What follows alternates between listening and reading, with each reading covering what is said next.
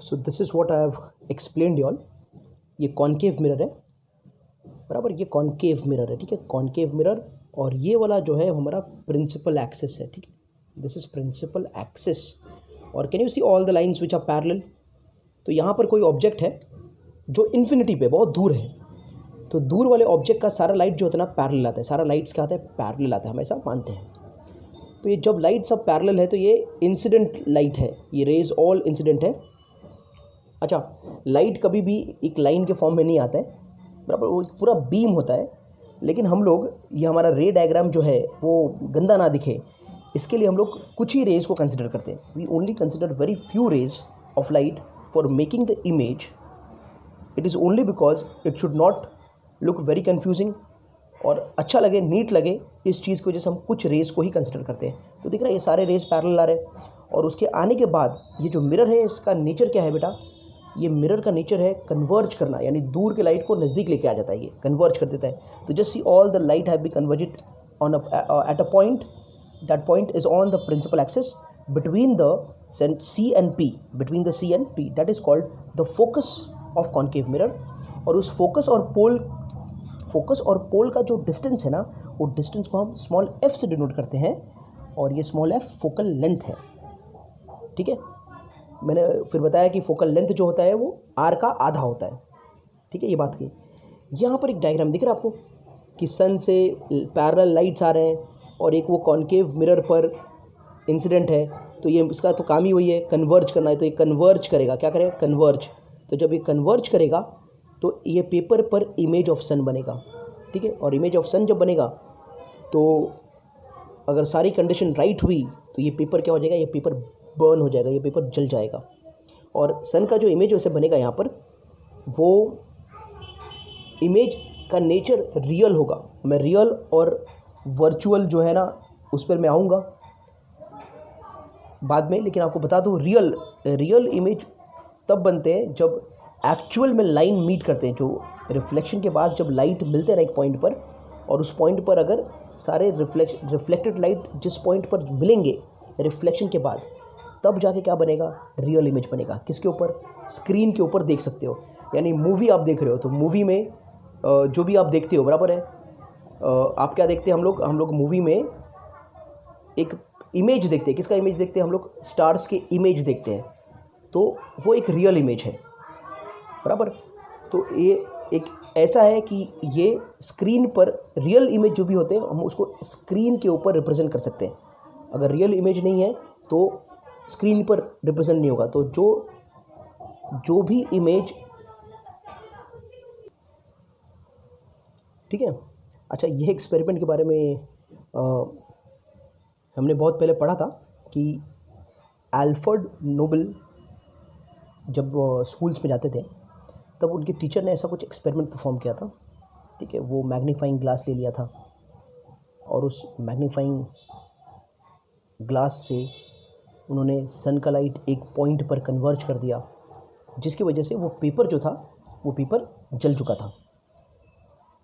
तो जितने बच्चे थे दे वर सरप्राइज्ड बाय दिस एक्ट। ये अभी 200-300 साल पहले अगर बिना आग के कोई पेपर जला दे तो बड़ी बात थी, बहुत बड़ी बात थी। तो वो टाइम पे बच्चे बहुत सरप्राइज्ड हो गए। तो और अल्फ्रेड नोबल बहुत ज़्यादा सरप्राइज्ड हो गए। साथ में उनकी क्यूरियोसिटी जी थी ना वो भी और जाग गई, बहुत क्यूरियस हो गए कि ये कैसे हुआ, उसके बारे में जानने के लिए। एंड वो हमेशा उस टीचर के साथ रह के बहुत सारी चीज़ें, नई चीज़ें सीखते थे। तो उस टीचर ने एक दिन अल्फ्रेड नोबल से ऐसे ही कहा कि अगर तुम अपने कंसंट्रेशन को मैग्नीफाइंग ग्लास की तरह एक जगह पर कंसंट्रेट कर पाओ, बराबर, तो दुनिया में ऐसा कुछ भी नहीं है जिसे हम नहीं पा पाएंगे। तो everything is achievable if you have such a great concentration power. That words को एकदम एक अल्फ्रेड नोबल के लिए एकदम बहुत इंस्पिरेशनल वर्ड्स बन गए। और अल्फ्रेड नोबल ने उस दिन से या उस एक्सपेरिमेंट वाले दिन से ऐसा डिसाइड कर लिया कि he is going to do something great, बराबर। और आगे मुझे बोलने की ज़रूरत नहीं, आगे तो हिस्ट्री है। तो बात यही है कि मतलब हमें सीखना है एग्जाम्पल से। जितने भी आसपास हमारे एग्जाम्पल्स होते हैं, हमें हमारे एग्जाम्पल से सीखना है, और हमारे पास कोई दूसरा रास्ता नहीं होता सीखने का। तो आपके लिए भी ये सीख है कि अगर आपने अपना कंसंट्रेशन को प्रॉपरली यूज़ किया ना, तो ऐसा कुछ भी नहीं है जो अचीव हम नहीं कर सकते। हर चीज़ हम अचीव आराम से कर लेंगे। तो कंसंट्रेशन को बहुत अच्छे से यूज़ करो, वो बहुत ज़रूरी है। ओके, अब हम आ जाते हैं तो अल्फ्रेड नोबेल का थोड़ा हम लोग इस स्टोरी को कंक्लूड कर देते, एंड कर देते, बराबर। तो इन्होंने अपनी लाइफ में बहुत बड़े बड़े काम किए, इन्होंने कभी भी हार नहीं माना। ये तब भी हार नहीं माने जब ये पहला सबमरीन डिज़ाइन करके और समुद्र में उतारे, और जब वो सबमरीन डूब गया तभी भी अल्फ्रेड नोबेल का हौसला नहीं टूटा। He kept on experimenting.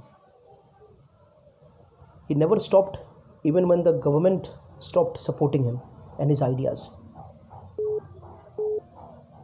तो अल्फ्रेड नोबेल किसी भी पॉइंट पर कभी रुके नहीं। तो उन्हें ऐसा लगा कि जब कुछ सपोर्ट नहीं है, तो अल्फ्रेड नोबेल ने ये सोचा कि भाई मैं कुछ ऐसा करके जाऊंगा कि दुनिया में कहीं पर भी कुछ साइंटिस्ट या कोई भी लोग, अच्छे लोग जो अच्छा काम कर रहे हैं, तो उनके अच्छाई काम और अच्छाई में कोई रुकावट ना आए। तो he decided to give Nobel prize to such people, बराबर। तो उन्होंने जो भी अपनी प्रॉपर्टी, जो भी कमाया था, उतने अपने लाइफ टाइम में उन्होंने सबको उठा के एक बैंक में जमा कर दिया, और बैंक हर साल अलग अलग फील्ड के लोगों को नोबेल प्राइज़, बराबर, in his name Nobel prize gift करती है। तो अब हम आ जाते रे डायग्राम के पार्ट पर।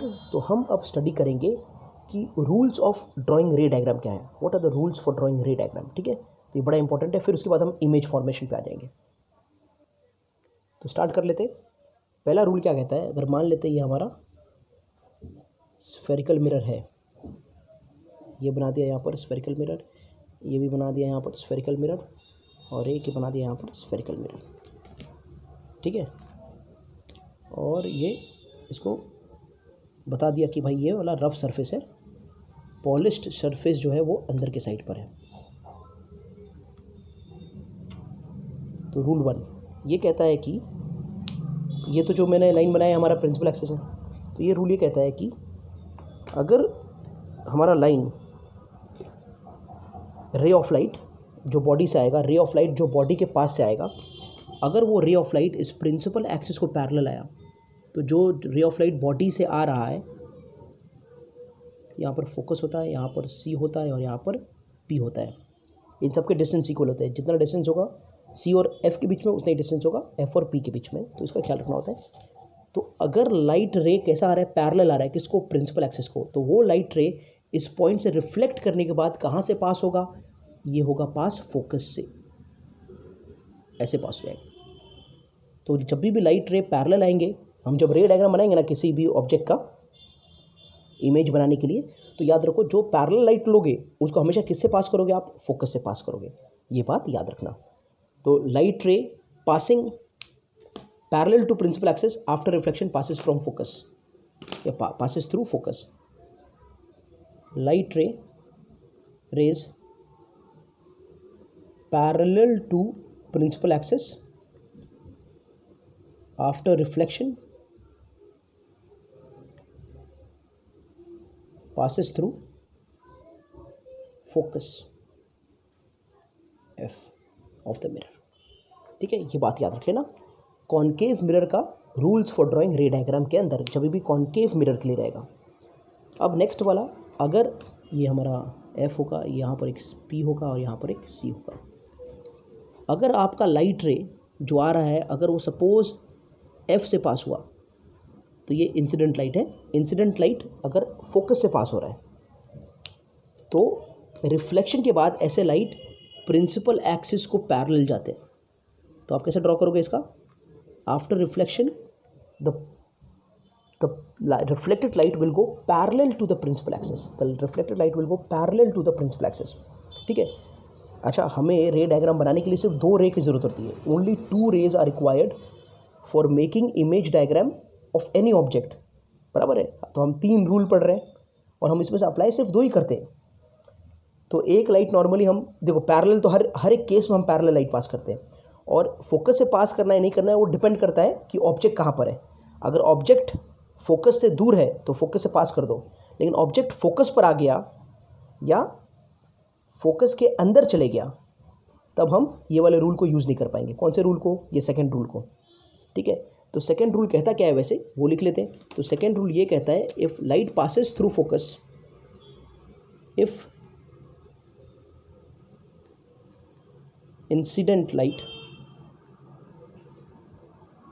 pass through focus,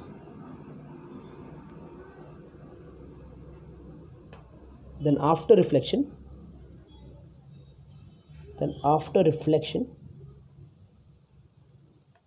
it passes parallel to principal axis. It passes parallel to principal axis. ये बात अच्छे से याद रखना. थर्ड रूल, ये हमारा फोकस हो जाएगा, ये हमारा पी हो जाएगा, ये हमारा सी हो जाएगा. थर्ड रूल कहता है कि भाई अगर तुम्हारा लाइट जो है वो सपोज सेंटर ऑफ कर्वेचर से पास कर रहा है, लाइट रे अगर आपका सेंटर ऑफ कर्वेचर से पास हो रहा है तो ये आया ऐसे इंसिडेंट लाइट. तो रिफ्लेक्टेड रे कैसा होगा? तो रिफ्लेक्टेड रे उसी डायरेक्शन में होगा. अगर ऐसा आया है तो ऐसे ही जाएगा. ये रूल है जब लाइट कहाँ से पास होता है? सेंटर ऑफ कर्वेचर से. जब लाइट सेंटर ऑफ कर्वेचर से पास होगा तो ऐसा वाला रूल आप यूज़ कर सकते हो. ठीक है. जैसा आएगा, जिस डायरेक्शन में आएगा उसी डायरेक्शन में जाएगा. बराबर. तो ray passing through the centre of curvature of a concave mirror, बराबर, और directed in the direction of the centre of curvature of a convex mirror, after reflection it is reflected back along the same path. तो light passing through centre of curvature, light ray passing through C after reflection, बराबर. After reflection it retraces the path. It retraces का मतलब हो गया उसी direction में वापस वो चले जाता है. ठीक है. तो कहीं कहीं पर हम लोग ये वाला थर्ड वाला रूल यूज़ करते हैं. अच्छा, मैंने आपको सिर्फ कॉन्केव मिरर के लिए पढ़ाया है, तो हम लोग सबसे पहले ये रूल को यूज़ करेंगे कॉन्केव मिरर के लिए. जब कॉन्वेक्स मिरर का डायग्राम आएगा तो मैं उसका रूल अलग बता दूंगा. तो ये rules for drawing ray diagram for which mirror? For concave mirror. अच्छा, कॉन्वेक्स के लिए भी सेम है लेकिन हम उसको थोड़ा अलग अलग स्टडी कर लेंगे. ठीक है. तो ये रे डायग्राम को यूज़ करके अब हम लोग क्या करेंगे, ऑब्जेक्ट को कहीं पर भी रख देंगे और उस ऑब्जेक्ट का इमेज ये मिरर कहाँ बनाएगा वो हम फाइंड करेंगे. बराबर. तो बड़ा इंपॉर्टेंट और बड़ा इंटरेस्टिंग भी ये चीज़ कि ऑब्जेक्ट को कहीं पर भी रख दो, रे डायग्राम के रूल्स यूज़ करो और इमेज का पोजीशन फाइंड करो. ठीक है. तो हम लोग आगे के लेक्चर में देखते हैं.